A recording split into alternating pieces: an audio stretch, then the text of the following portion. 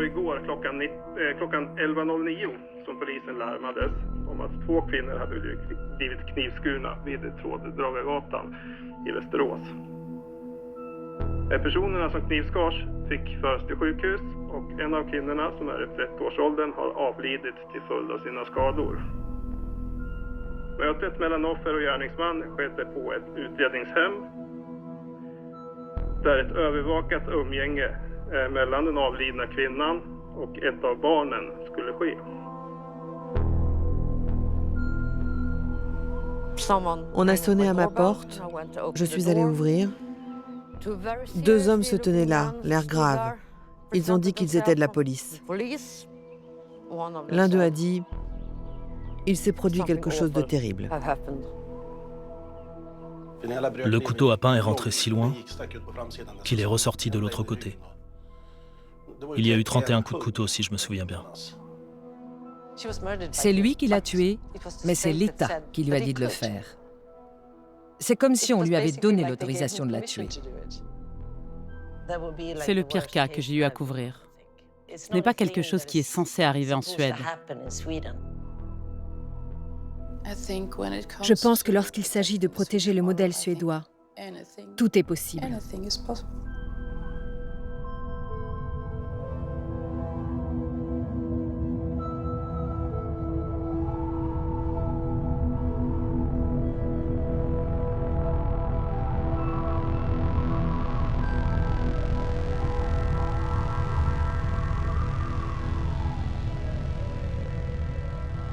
Le 11 juillet 2013, Eva-Marie Kullander-Smith a été assassinée par son ancien compagnon, Joel Kabagambe, dans les locaux des services sociaux de Västerås.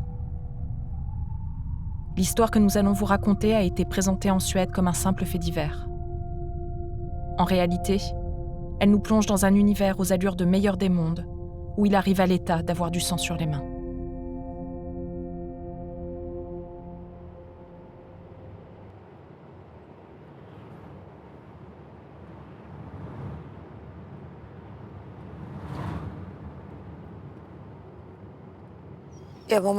Eva-Marie est morte. Ça, je le sais. Mais pour le moment, je ne peux pas le concevoir. Et je ne sais pas quand j'en serai capable. Parce que dans ma tête, elle est juste partie en vacances.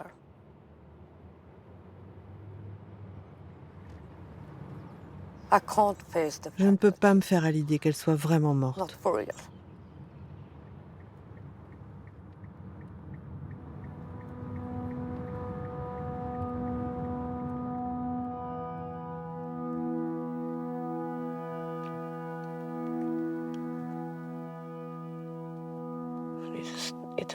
Il m'a fallu 2 ans et demi pour me décider à venir apporter la croix ici.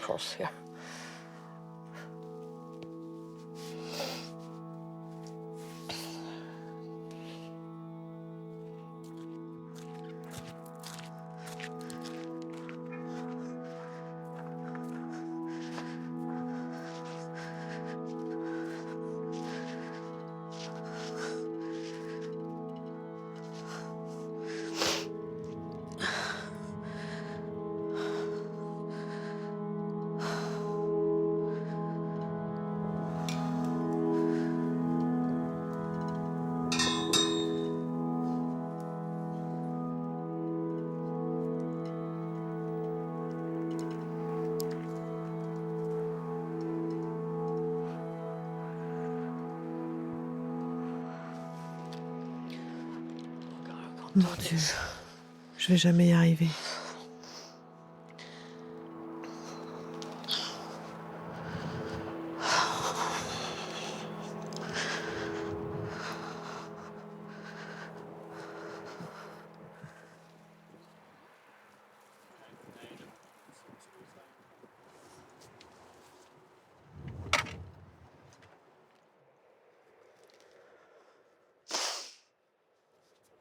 Il faut du temps. Tout prend du temps.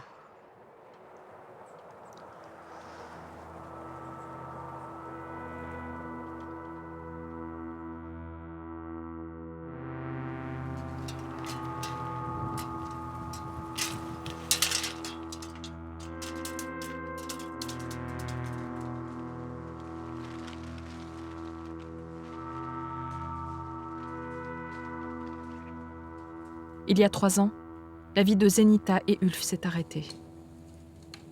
Après l'assassinat d'Eva-Marie, ils ont décidé de quitter la ville et de partir vivre isolés loin de tout. Depuis, ils se battent pour que l'histoire de leur fille ne tombe pas dans l'oubli.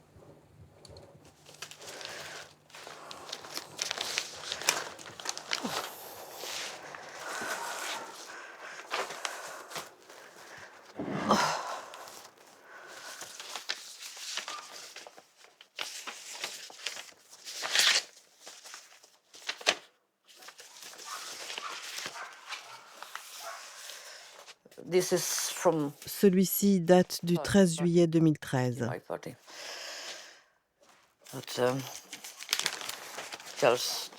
Ça raconte comment Eva-Marie a été poignardée.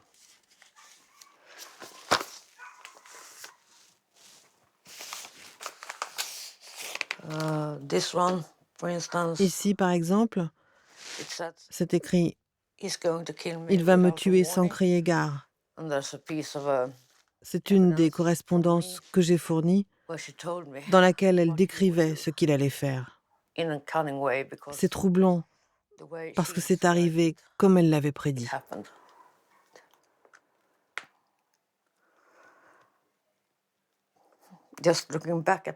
Relire tout ça me fait réaliser à quel point elle devait être effrayée, terrorisée.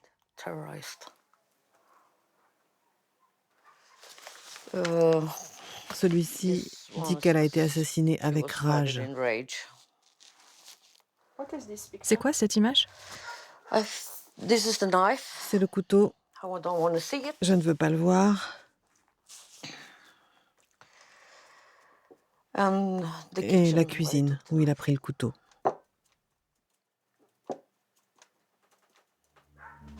Le cauchemar commence en 2009. Eva-Marie, jeune mère d'une petite fille de 8 mois, est enceinte pour la seconde fois. Depuis l'annonce de sa grossesse, elle s'inquiète de la violence de son compagnon, Yoel, dont les manifestations sont de plus en plus rapprochées. Elle sollicite l'aide des services sociaux qui l'encouragent à le quitter, mais très rapidement, ses ressources financières se révèlent insuffisantes. Quelques mois après la naissance de son deuxième enfant, elle décide de travailler comme escort girl à Stockholm et exerce sous le pseudonyme Jasmine Petite, un nom qui lui collera à la peau jusqu'à sa mort. Det började med att jag hade sålt sex i 2 veckor. Jag hade träffat 5 kunder. Jag tyckte att det var väldigt spännande och berättade för min kusin om vad jag hade hittat på. Och min kusin var självklart väldigt orolig och skulle rädda mig. Så att hon ringde helt enkelt socialtjänsten och pappan till mina barn. Så att socialtjänsten var jätteoroliga. Jag kan inte ta hand om mig själv, så hur ska jag kunna ta hand om barnen? Det är så synen funkar i Sverige. Så de omhändertog barnen. Ja, och jag tyckte att det här kan ju inte stämma.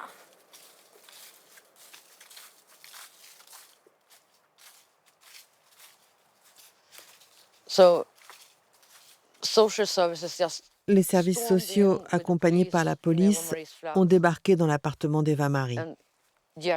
Ils lui ont pris les enfants des bras, sans aucune explication ni rien. Et ils ont décidé de placer les enfants chez Yoel.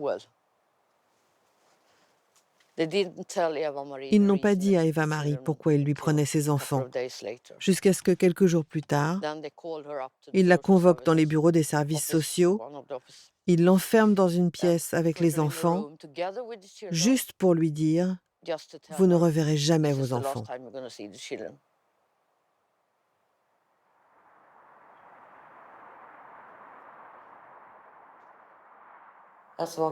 J'ai vu les enfants pleurer quand ils ont été emmenés.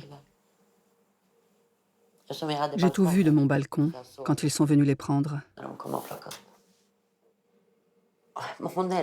Elle aimait ses enfants plus que tout. Elle était très douce, très joyeuse. Elle chahutait avec eux.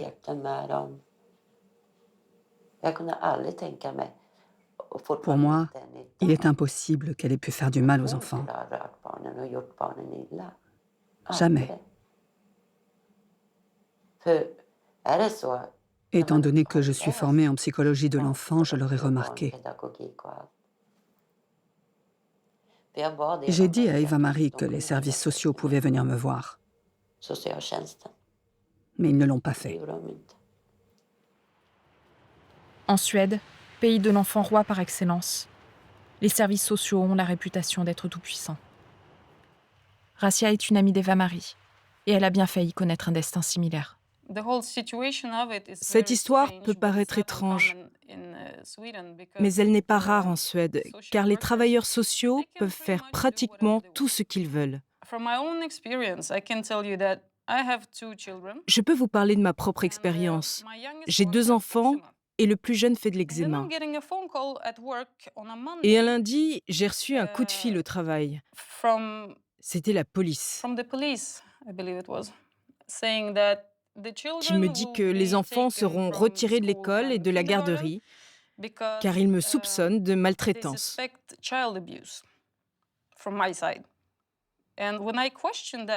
Je leur ai demandé « Excusez-moi, mais pourquoi vous faites ça ?» Eh bien, cette marque sur l'enfant, on dirait qu'il a été frappé. Alors j'ai répondu « Pourquoi n'avez-vous pas simplement appelé la famille ou la crèche ?»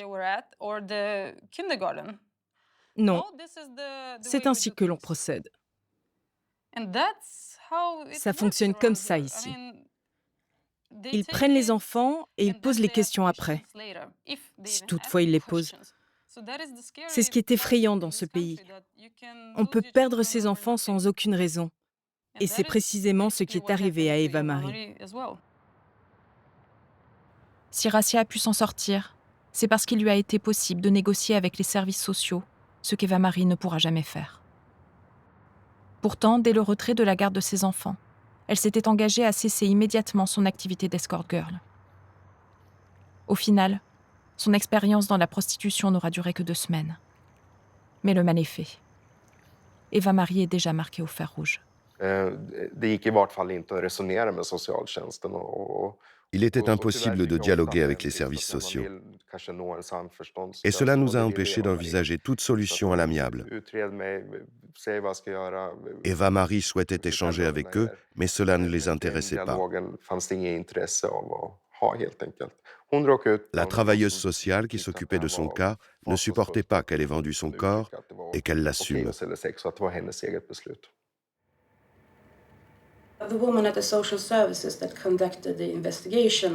La femme des services sociaux qui menait l'enquête sur Eva-Marie était obsédée par le fait qu'Eva-Marie avait été travailleuse du sexe.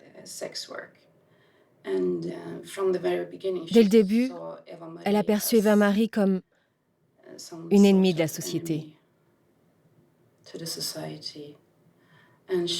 Et du coup, elle l'a persécutée.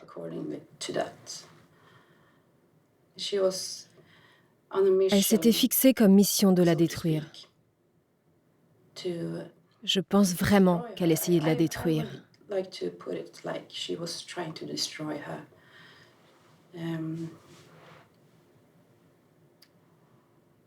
Juste parce qu'elle avait été travailleuse du sexe.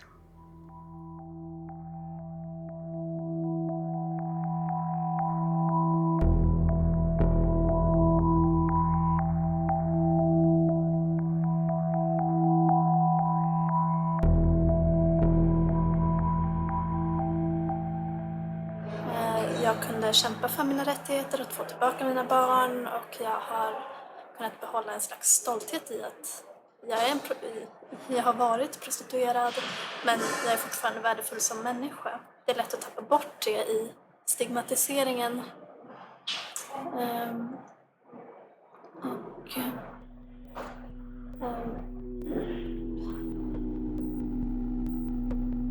Pour bien comprendre l'histoire d'Eva-Marie, il faut la replacer dans son contexte culturel et juridique. La Suède est considérée comme un des pays pionniers en termes de révolution des mœurs. Du début des années 50 jusqu'à la fin des années 70, elle a fait de la Scandinavie le symbole de la libération sexuelle. Pourtant, dans les années 80, cette libération a observé un tournant conservateur. Les revendications d'émancipation des organisations féministes se sont vues brutalement détournées au profit de mesures liberticides. Au nom des droits des femmes, la Suède s'est jurée d'éradiquer toute forme de travail du sexe. En 1999, elle est devenue le premier pays au monde à adopter une loi de criminalisation des clients. Depuis, ils encourent une amende et jusqu'à 6 mois de prison. En réalité, aucun client n'a jamais été incarcéré, alors que la situation des prostituées n'a cessé de se dégrader. Officiellement, leur activité n'est plus illégale. Elles ne sont plus considérées comme des délinquantes. Mais la réalité se révèle autrement plus pernicieuse. La loi les considère comme des victimes de violences sexuelles, et ce, qu'elles se reconnaissent comme telles ou non. La parole de celles qui revendiquent exercer de leur plein gré est systématiquement décrédibilisée. Et tout est mis en œuvre pour les obliger à quitter la prostitution, jusqu'à prendre leurs enfants en otage, si rien ne venait à les convaincre. On persécute ces personnes sauf si elles acceptent le schéma préconçu selon lequel elles agiraient sous la contrainte, ou seraient victimes de trafic, ou alors si elles acceptent d'être considérées comme des âmes perdues qui ont besoin de traitements psychiatriques et qui font ça uniquement parce que ce sont des malades mentales. Cette loi est une loi typiquement paternaliste qui prétend protéger les femmes, qui cherche à protéger la sexualité des femmes, qui veut contrôler la sexualité des femmes. En théorie, les femmes ne peuvent pas s'intéresser au sexe. Seuls les hommes le peuvent. C'est pour ça que les gens ont généralement moins de problèmes concernant les hommes qui se prostituent. Pour moi, ce n'est jamais qu'une bonne vieille mesure patriarcale pour dénigrer les femmes et leur sexualité. Au final, cela revient à cette idée. Et je trouve très amusant que ceux qui maintiennent cette structure patriarcale se revendiquent féministes.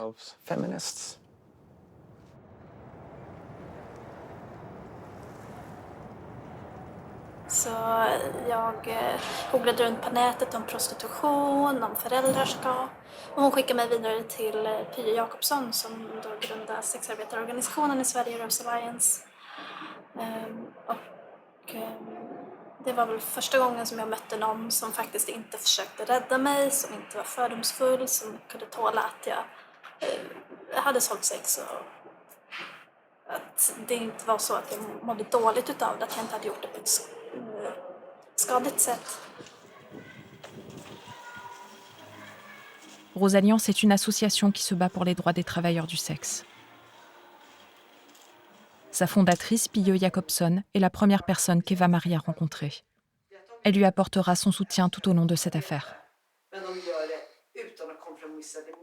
Je me rappelle que la première fois où nous nous sommes rencontrés, c'était dans un pub au sud de Stockholm.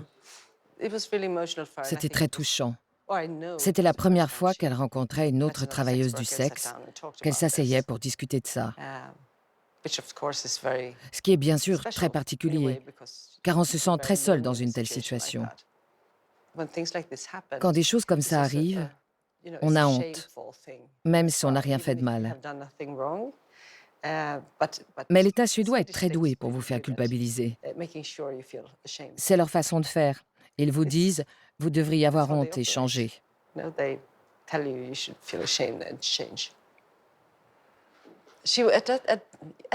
À ce moment-là, elle avait encore de l'espoir, car elle n'avait pas vraiment compris à quel point le système est corrompu, et qu'en tant que travailleuse du sexe, elle avait très peu de chances de combattre le système. Elle gardait une forme d'espoir, vous savez, qui est inhérente à chaque Suédois.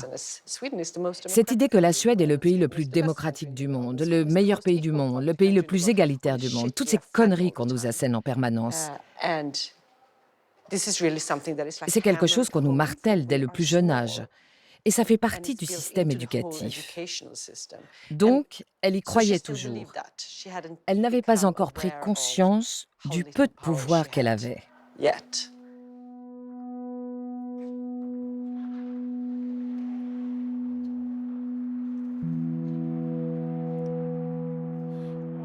Men däremot så möter jag socialarbetare, jurister. Jag har varit i rättegång flera gånger för att få tillbaka mina barn eftersom att svenska staten omhändertog mina barn på grund av att jag sålde sex. Och där är det ju en väldigt bestämd uppfattning om vad jag är för person och vad för liv jag lever och hur jag mår och vad jag är kapabel till.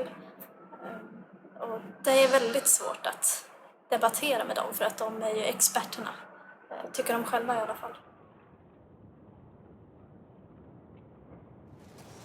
Vous pouvez perdre votre maison, votre foyer, votre boulot, vos enfants. Vous pouvez tout perdre, car la loi vous rattrapera. Et si vous vous exposez, si vous attirez l'attention, alors vous serez réprimé, car vous n'êtes pas autorisé à parler. Vous l'êtes en théorie, mais si vous parlez, vous êtes puni pour cela. C'est ce qui est arrivé à Eva Marie. Elle ne s'est pas repentie, elle n'a pas dit « Je suis désolée, j'ai péché, pardonnez-moi ». Non, elle a dit « Voilà ce que j'ai fait, j'assume, tout va bien, je ne me prostitue plus. Mais pourquoi devrais-je le renier ?» C'était très choquant pour les services sociaux qu'elle ne se repente pas. C'est pour ça qu'ils lui ont retiré ses enfants.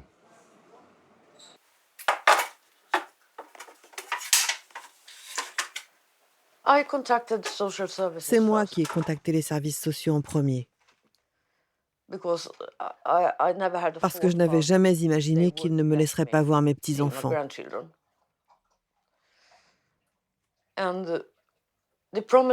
Ils m'ont promis que j'allais avoir un rendez-vous pour rendre visite aux enfants.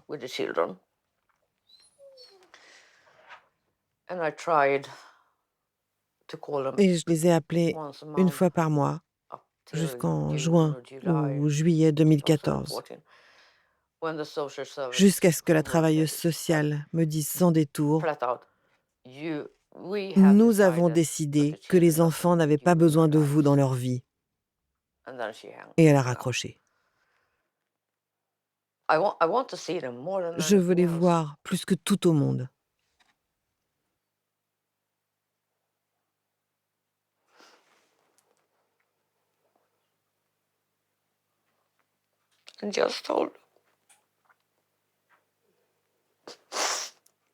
Et leur dire combien je les aime.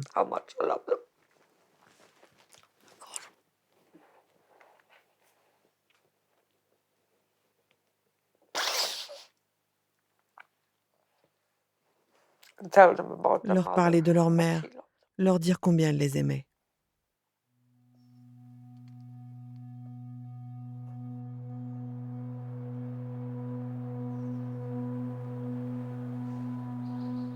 Puisque j'étais sa mère, j'étais moi aussi coupable. Par conséquent, je suis aussi une mauvaise personne. C'est la raison pour laquelle je ne peux même pas les rencontrer, même pas les voir.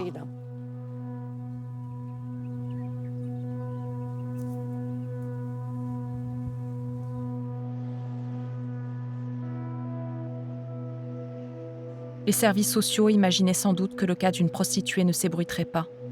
Mais ils découvrent qu'Eva Marie, appuyée par le milieu militant et par son avocat, réclame une comparution devant un juge. Cela fait 6 mois qu'on lui a retiré ses enfants et aucun droit de visite ne lui est accordé. Pourtant, rien dans l'enquête des services sociaux ne justifie une telle mise à distance. Tout tend à prouver le caractère abusif de cette affaire. Mais il est déjà trop tard. Nous sommes arrivés à un recours auprès du tribunal de première instance qui devait examiner à qui les enfants allaient finalement être confiés. Nous avons listé les erreurs qui ont mené au retrait de la garde de ces enfants.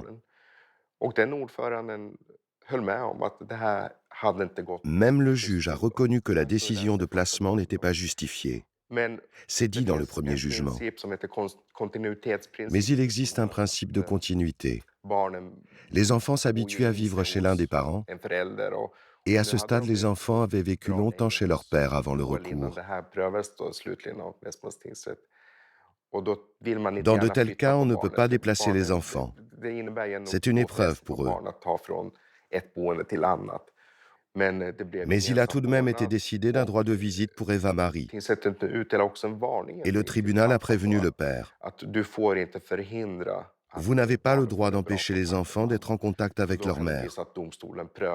Sinon, le tribunal peut réexaminer sa décision et être amené à placer les enfants chez leur mère.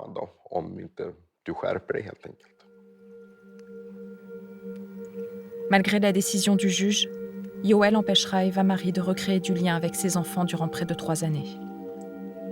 La veille de chaque visite, il décommandera systématiquement. Eva Marie et son avocat ne cesseront d'en alerter les services sociaux qui ne s'en inquiéteront jamais. Jusqu'au bout, ils persisteront dans l'erreur et cautionneront indirectement l'attitude de Yoel. Je ne crois même pas que c'était la garde des enfants qui l'intéressait. Il voulait uniquement les utiliser pour faire du mal à Eva Marie. C'était la seule manière de la blesser à ce point.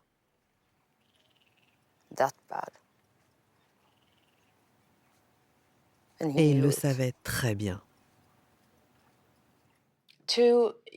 Pour Yoel, elle était sa possession et elle l'avait plaquée. Et découvrir que sa possession avait vendu son corps pour gagner de l'argent était quelque chose de totalement inacceptable. Donc pour la punir, il a pris les enfants et il a fait en sorte que sa vie devienne un enfer. Un jour, il l'a appelée, elle me l'a raconté tout de suite après, pour lui dire qu'il avait noté tous les numéros d'immatriculation des voitures garées dans son quartier, car dans sa tête, il pensait que c'était tous des clients. Si vous savez ce qu'est le harcèlement psychologique, il était clair qu'il s'agissait de ça. Tout ce qu'il voulait, c'était la détruire, et il se servait des enfants pour y parvenir. C'était tellement évident. Et honnêtement, je ne sais même pas s'il en avait quelque chose à foutre de ses enfants. Pour lui, c'était un moyen de l'atteindre, car c'était la petite salope qu'il avait quittée. Et Yoel a très bien joué la comédie, dans le rôle du père bienveillant qui s'inquiétait pour Eva Marie et ce qu'elle faisait. Les services sociaux ont tout gobé, parce qu'évidemment, ils pensaient que tout valait mieux qu'une prostituée.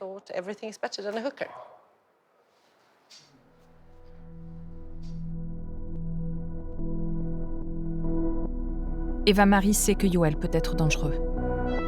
En 2010, il avait été inquiété par la justice pour avoir agressé une travailleuse sociale avec une poêle à frire. En 2011, il avait été poursuivi pour menace envers un représentant de l'État. Avant même leur séparation, Eva Marie s'était plainte de violences conjugales et s'inquiétait de sa consommation de drogue. Malgré ses craintes, et dans un ultime espoir de récupérer ses enfants, elle décide de l'affronter devant un tribunal populaire. Mais Yoel, qui a toujours été soutenu par les institutions, se sent tout-puissant et se montre sous son vrai visage. Le procès était tellement bizarre. Et je me souviens qu'on s'est regardé, Yari et moi, et on s'est demandé « Mais qu'est-ce que c'est que ce bordel ?» C'est peut-être à ce moment-là que j'ai commencé à comprendre que le père était déséquilibré. Il faisait presque peur. Il voulait connaître l'identité de tous les jurés. Il a exigé de savoir leur nom. Il a présenté un comportement menaçant. C'était vraiment un premier avertissement. Donc, il a menacé un membre du tribunal, et ça non plus, visiblement, ça ne leur posait pas de problème. Ils n'ont pas réagi. Il était fou. Enfin, il avait l'air fou au tribunal. Nous étions tellement convaincus qu'elle récupérerait les enfants, parce qu'il se comportait comme un dément, et elle se comportait comme une personne responsable et saine d'esprit. Et non, ça n'a pas compté non plus. Dans un contexte culturel où on considère qu'il vaut mieux confier des enfants à un homme violent qu'à une prostituée, toutes les tentatives d'Eva Marie se soldent systématiquement par des échecs. De la négociation avec les services sociaux jusqu'à l'arrêt de la prostitution, en passant par le recours devant un tribunal populaire, rien ne fonctionne. Toute sa vie, il lui faudra payer d'avoir couché avec 5 clients, comme si le prix n'était déjà pas assez fort.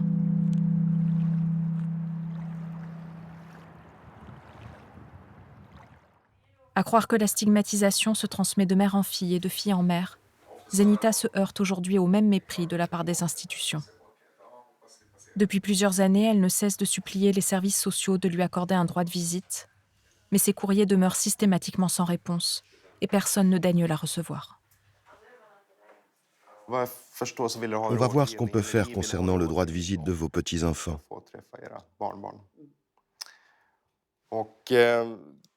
Ils ont quel âge maintenant? Ils doivent être grands? Ils vont avoir 8 et 9 ans. Est-ce que vous avez déjà pu les rencontrer? Non. Pourtant, on nous l'avait promis plusieurs fois. Ce sont les services sociaux de Västerås qui ont tout pouvoir. Vous êtes relativement impuissant.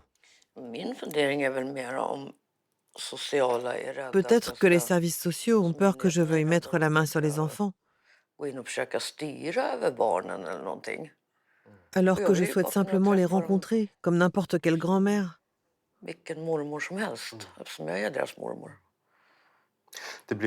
Il serait risqué de spéculer sur leur raisonnement. C'est pour cela qu'il faudrait les rencontrer. Mais puisqu'ils refusent, je vais finir par rester devant leur porte avec une pancarte. Sérieusement, c'est désespérant d'être ignoré à ce point.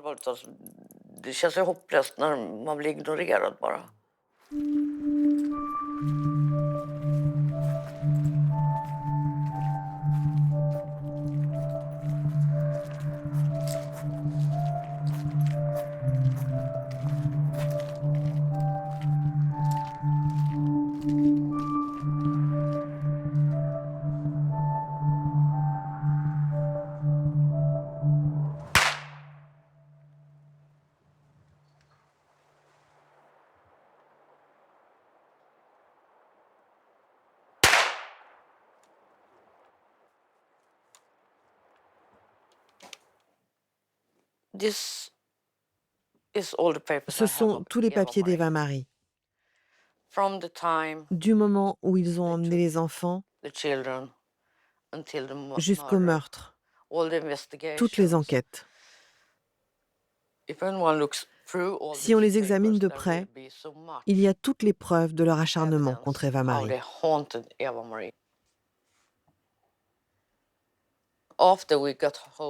Quand j'ai récupéré tous ces papiers et qu'ils ont su que je les avais, ils ont commencé à utiliser les enfants pour faire en quelque sorte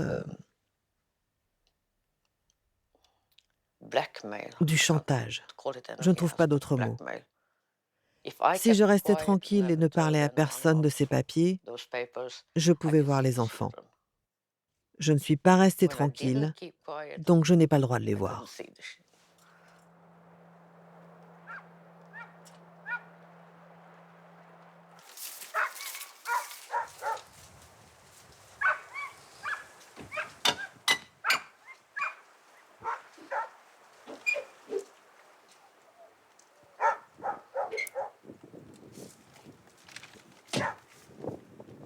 Face aux puissantes institutions, des individus comme Zenita et Ulf ne représentent rien, et leur voix ne porte pas assez haut pour être entendue. Pourtant, ils ne sont pas seuls. Entre 2010 et 2011, une vingtaine d'autres familles ont porté plainte contre les services sociaux de Västerås, et la directrice a été discrètement démise de ses fonctions. Malgré cela, la plupart de ces dossiers ne seront jamais révisés. Même si la partie est perdue pour Eva-Marie, l'idée que d'autres femmes comme elle puissent subir la même injustice l'insupporte. Elle décide de conserver son nom de prostituée, Jasmine Petite, et milite contre la stigmatisation des travailleurs du sexe.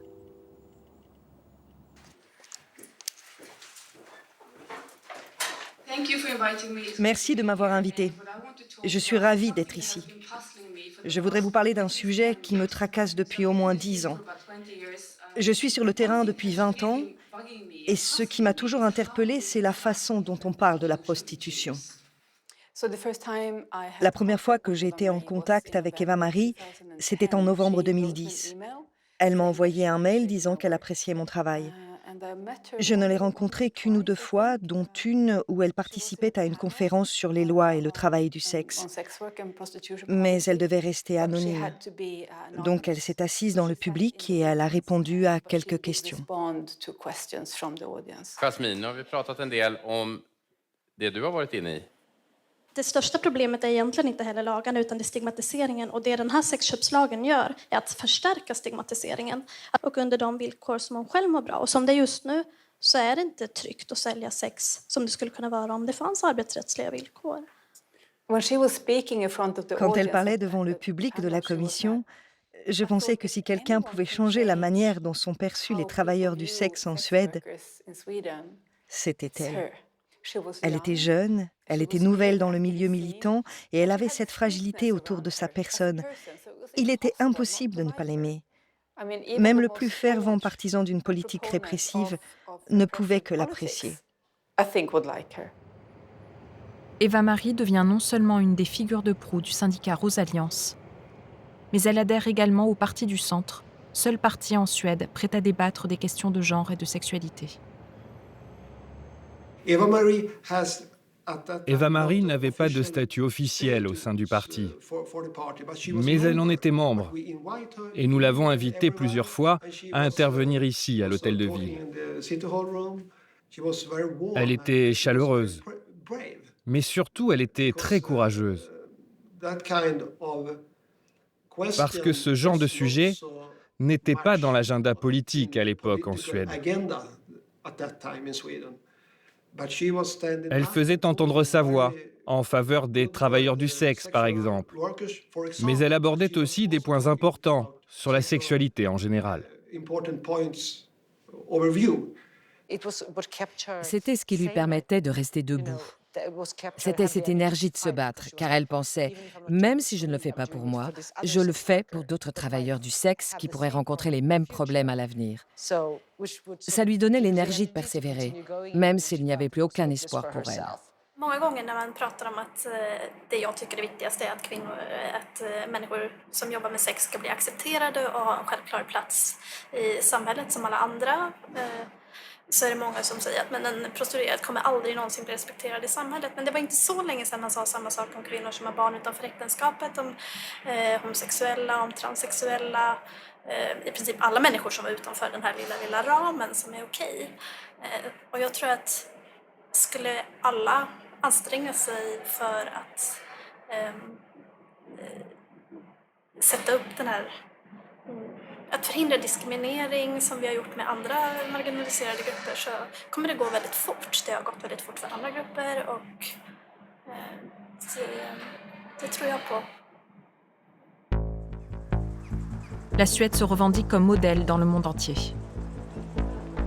On prétend que les inégalités, que le sexisme y sont inexistants, que la criminalité est au plus bas et que la prostitution n'existe plus. Dans cette carte postale d'un monde parfait, le militantisme d'Eva-Marie n'a pas sa place. Tous les opposants au modèle suédois prennent le risque d'être marginalisés.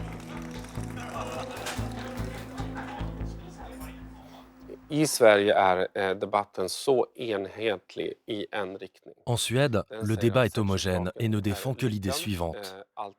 La loi sur le commerce du sexe est une réussite, tout se passe bien, il n'y a pas de problème. Quant au Parlement, il a été proposé un durcissement des peines. J'étais le seul député à m'y opposer, le seul à voter contre. Pendant le débat, personne n'a répliqué. On rigolait de mon discours. Mais après, les gens sont venus me dire « Tu as raison, Frédéric, mais je ne veux pas m'exprimer en public.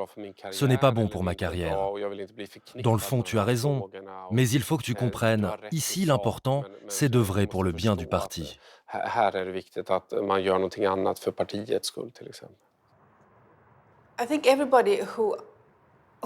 Quiconque tient un discours différent sur le travail du sexe sera discrédité, sera attaqué, sera vilipendé, sera fiché. C'est ainsi que fonctionne la croisade morale.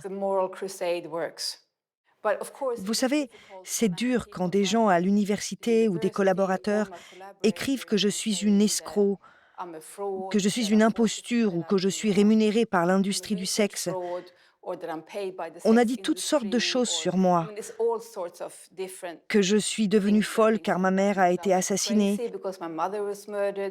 que j'ai un donjon SM dans ma cave où j'attire les jeunes femmes pour les initier et les fouetter. On a même dit qu'avant j'étais un homme et qu'en réalité je suis transgenre. Donc il y a toutes sortes de rumeurs et de diffamations. C'est comme dans n'importe quel régime totalitaire, vraiment. Depuis la mise en application de la loi, l'État propose des thérapies de rééducation pour les prostituées qui refusent de se reconnaître comme victimes, mais également pour les clients désormais considérés comme des criminels sexuels. Bonjour et merci d'être venu. Si tu veux bien, on va commencer à parler un peu de ton problème. D'après ce que j'ai compris, tu as acheté du sexe. Tu regardes trop de porno et c'est devenu un problème. Tu as été arrêté par la police et tu as eu une amende. Est-ce que tu as peur que ton employeur découvre ce que tu as fait? Ou bien ta femme? Si ta femme découvre ce que tu as fait, il faut que nous puissions la soutenir aussi pour qu'elle vienne nous parler et régler la situation de crise.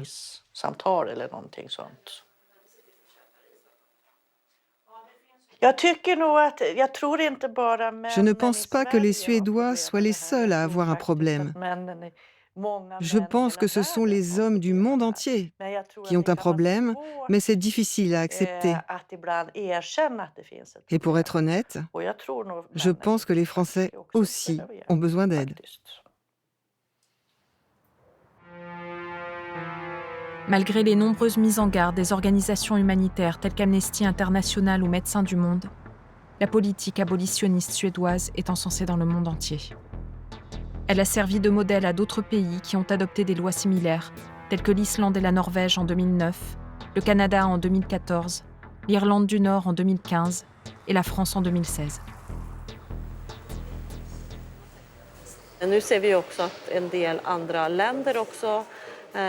Nous constatons maintenant que d'autres pays commencent à adopter des lois similaires et nous trouvons ça bien.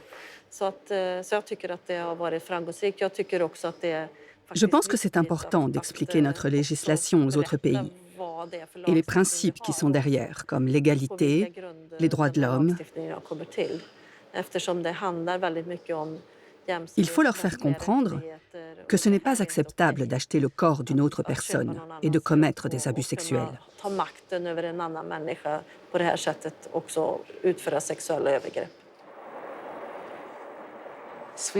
La Suède est étrange. Elle ne dit pas seulement à ses citoyens comment vivre leur vie, elle aime aussi dicter au reste du monde comment se comporter. Et nous avons plusieurs modèles suédois, sur la consommation de drogue, sur le travail du sexe, sur l'État-providence. Quand on préparait la loi dès 1993, l'un des buts était de l'exporter. C'est ainsi que fonctionne la Suède. Quand nous avons rejoint l'Union européenne, un de nos arguments était que nous allions devenir la conscience morale de l'Europe. Au-delà des postures purement déclamatoires et des discours droits de l'homiste, la morale demeure encore au-dessus de tout. L'histoire d'Eva-Marie nous prouve qu'encore aujourd'hui en Suède, sous prétexte de lutte contre les violences faites aux femmes, on ne peut être mère et putain à la fois.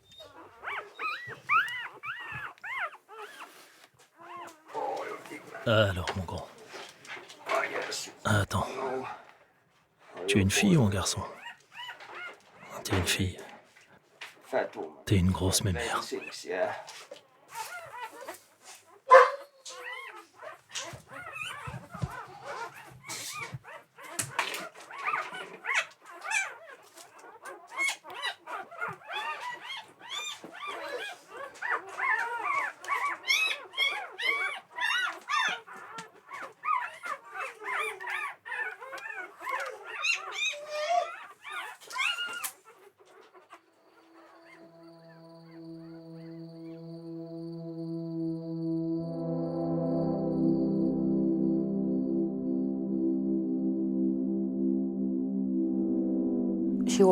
Elle était mon premier enfant, ma meilleure amie.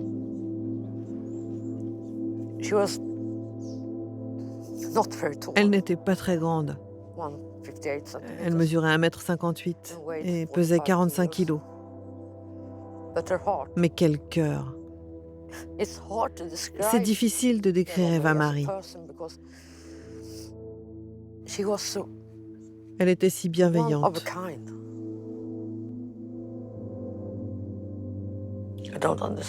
Je ne comprends pas comment cela a pu arriver.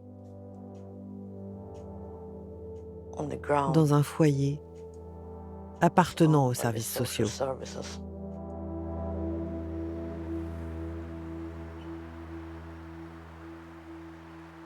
En juillet 2013, les services sociaux se décident enfin à organiser un rendez-vous entre Eva-Marie et son fils Ludwig. Cela fait déjà plus de 3 ans qu'on lui a retiré.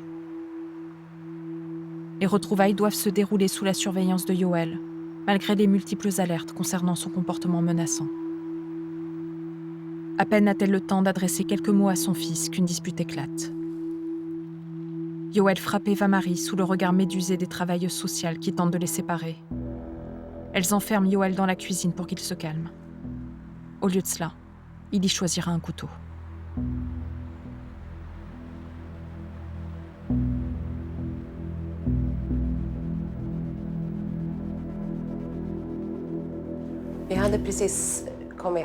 On venait de rentrer à la maison, quand soudain on a entendu des cris dehors.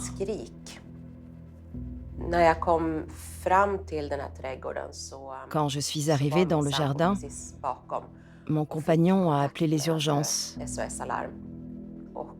et j'ai couru vers la femme qui était à terre.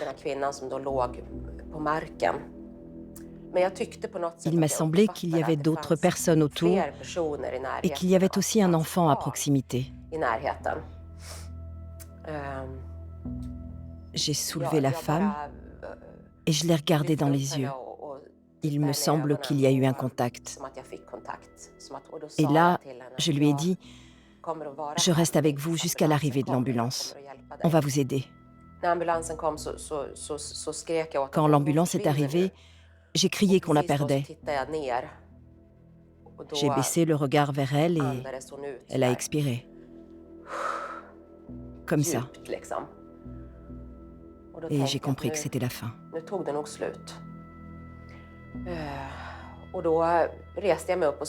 Alors je me suis levée et j'ai monté les escaliers. J'ai cherché l'enfant et je l'ai trouvé caché avec une employée dans une pièce. Je me suis assise pour essayer de jouer avec l'enfant. J'avais l'impression qu'il fallait se comporter comme d'habitude. Jouer, par exemple.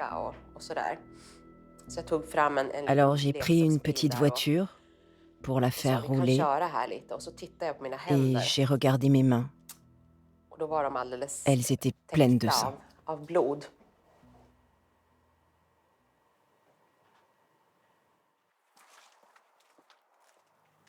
Il était complètement fou.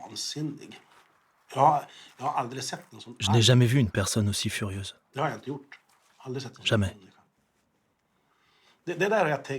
D'ailleurs, j'y ai beaucoup repensé. Comment peut-on se mettre dans cet état? Il doit y avoir derrière beaucoup de colère, de la jalousie, une fureur qu'on ne peut pas comprendre. Mais après, quand c'était fini, quand il a réalisé ce qu'il avait fait, d'ailleurs, je pense qu'il savait ce qu'il faisait. Il a lâché le couteau et a appelé la police lui-même.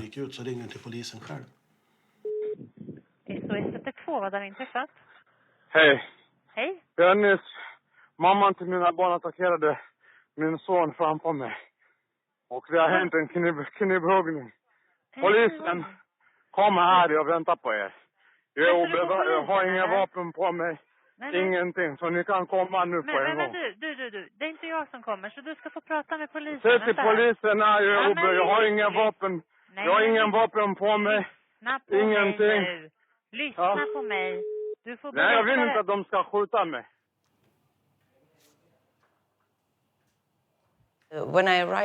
Quand je suis arrivée sur place, je ne savais pas vraiment ce qu'il s'était passé. Et puis, On a vu le couteau par terre.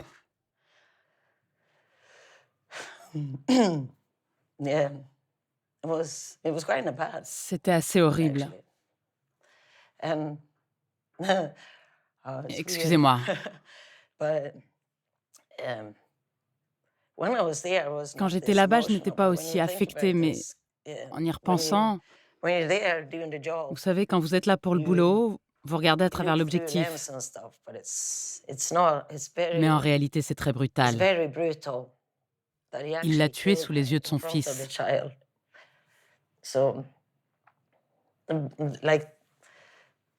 C'est le pire cas que j'ai eu à couvrir. En person avled och en fick allvarliga skador efter ett knivöverfall på ett behandlingshem i Västerås idag. En 31-årig man greps på platsen av polisen och är nu anhållen misstänkt för mord och mordförsök.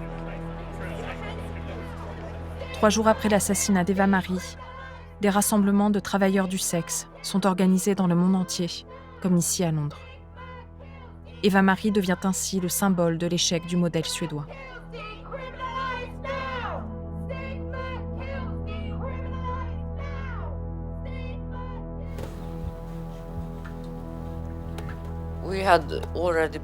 Nous étions déjà allés aux pompes funèbres, Ulf et moi. Nous avions choisi le cercueil, l'urne. Nous avions commencé à organiser la cérémonie. Le fossoyeur m'a appelé le lendemain ou 2 jours plus tard en me disant que les services sociaux de Västerås leur avaient demandé de stopper les funérailles. Il était choqué. Et ils l'ont rappelé 3 ou 4 fois. J'ai téléphoné aux services sociaux en leur demandant « Pourquoi ?» Je n'ai eu aucune réponse de leur part. Quand tout à coup, ils m'ont appelé en prétextant « Nous allons payer pour l'enterrement ». C'est faux, car ils ont pris l'argent sur le compte des enfants pour payer les funérailles. Donc, les enfants ont payé pour ce que leur père a fait avec l'argent hérité de leur mère. Au moment des adieux, dans la chapelle, juste avant la cérémonie, quand on lui a dit au revoir et qu'elle était dans son cercueil, je lui ai dit que je ferais tout mon possible pour raconter son histoire et que justice soit faite pour elle et ses enfants.